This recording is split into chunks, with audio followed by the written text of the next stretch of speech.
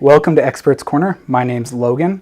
I'm a business analyst here at Executech, and I'm here to walk you through a little tips and tricks in Excel and how you can make your spreadsheets work for you. So first we're going to go over around 5 things here in Excel that I think are beneficial.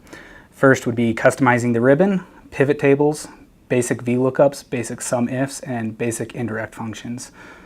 The first is customizing the ribbon. So in Excel you have this pretty ribbon across the top here. There's all these different tabs with unique items to each tab. You can create your own custom tab with all your own functions or macros if you know how to do that, where you can access your most valuable functions in Excel. So to do that, you just right click, customize ribbon, and from there you can come and add a new tab, and the new tab you can name it as you want. I often just name mine Logans Macros or Logans Items. From there you can add different functions, different items to, messed up there, you have to add to the group within the tab. So if we want to add delete cells in, or if we want to come and find a custom macro that maybe you've recorded if you know how to do that, add that in. You can come to different tabs that you already have and consolidate for ones that you may use more frequently than others. Once they're over here, you can name the group. Pick a picture and name the group as just regular items. From there, you can pick a new picture for each one, each individual subgroup. I'll go ahead and do that. So now that's added this new tab right here called Logans Items, where it has every new function in Excel that I've added that I can run within Excel in easy click. From here, this makes it easier because you have one spot where you can come and click, or you can use the hotkeys feature in Excel, where if you hit Alt on your keyboard, these little numbers and letters pop up on your screen, F, H, N.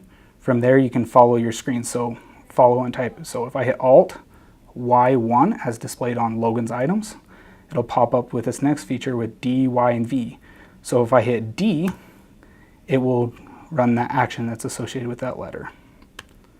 You can also use this function for anything else that's already in the ribbon. So if I hit Alt, H for home, and then FC for font color, it'll pop this up where I can arrow down or up and pick the font color for the associated selection. Next item we can cover is basic pivot tables. So pivot tables are a way to consolidate a large amount of data from any data source that you have. Right here we have a data grid with a list of customers, a numeric value, and a date associated with this field. Now we're going to go ahead and select the entire data set, which you can do by clicking and scrolling as we go down. And the benefit is this, as you can see, we're going down on past 5,000 rows. I believe I did 7,000 here. Oh, short of 7,000.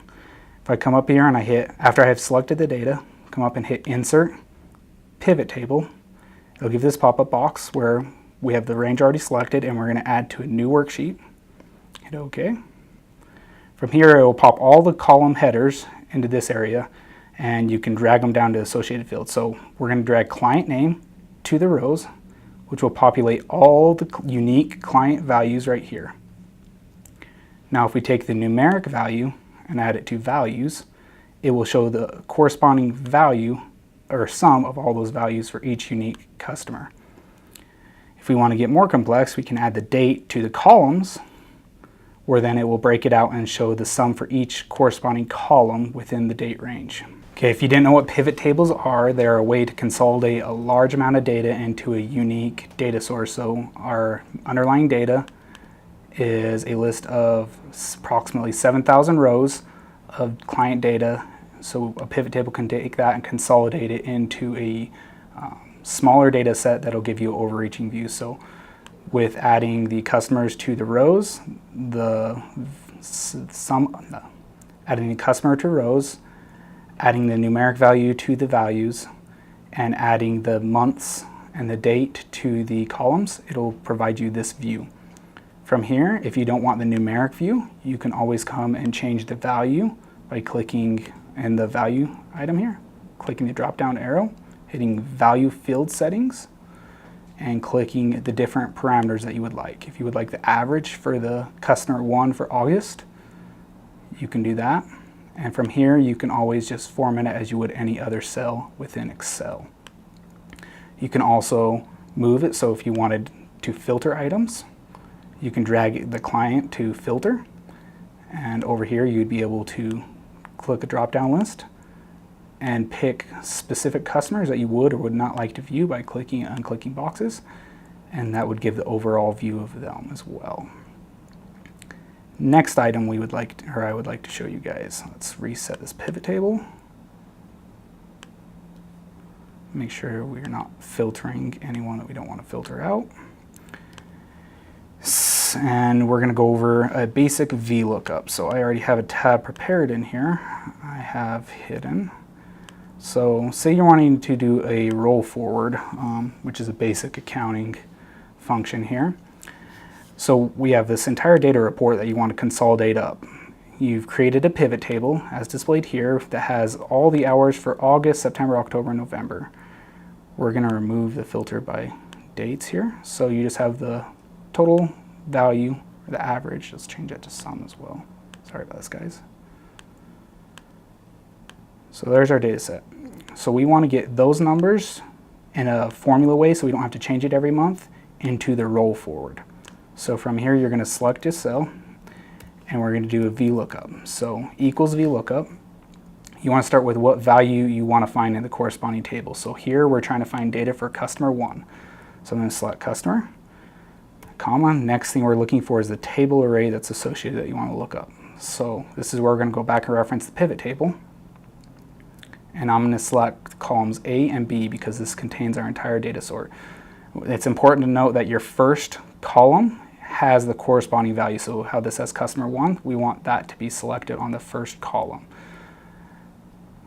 Next one is the column index number. So we want to return column 2. That would be from our data sort A and B that we selected. We want to select column 1, column 2, because we want this value to be returned.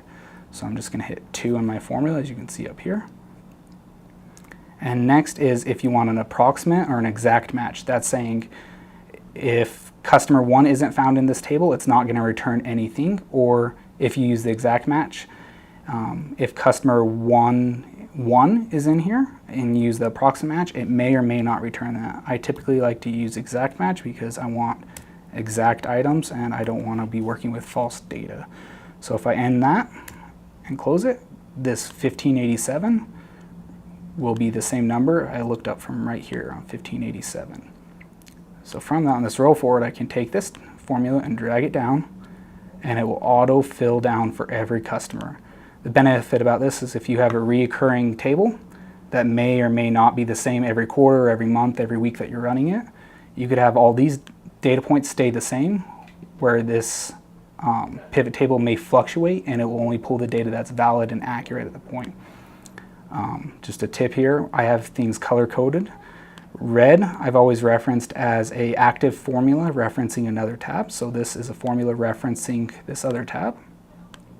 Whereas blue is a formula referencing this sheet. So as you can see, this formula is calculating the roll forward, along with these tabs down on the bottom are just summing the functions above.